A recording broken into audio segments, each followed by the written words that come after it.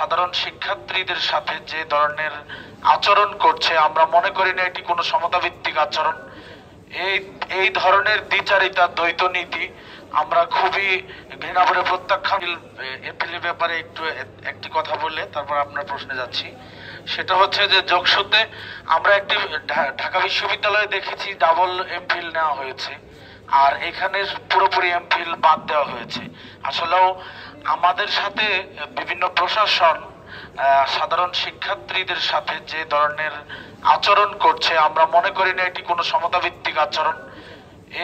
এই ধরনের দ্বিচারিতা দ্বৈত নীতি আমরা খুবই ঘৃণা করে প্রত্যাখ্যান করি। আমরা মনে করি সকলের অংশগ্রহণের নিশ্চয়তা থাকুক।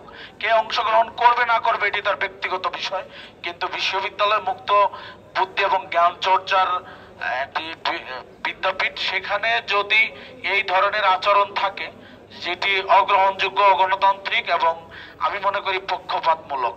আপনি বলেছেন যে বিশ্ববিদ্যালয়ে বিচারের বিষয়টি, যে বিভিন্ন ফ্যাসিস্টদের, আসলেও বাংলাদেশের যে কয়টি বিশ্ববিদ্যালয়ে ছাত্র সংসদ নির্বাচন সংগঠিত হয়েছে সেখানে ফ্যাসিস্টদের বিভিন্নভাবে বিচার করা হয়েছে, কিন্তু আমাদের বিশ্ববিদ্যালয়ে সেটি করা হয়নি এবং বিশ্ববিদ্যালয় প্রশাসন অন্যান্য জায়গায় স্বপ্রণোদিতভাবে করেছে।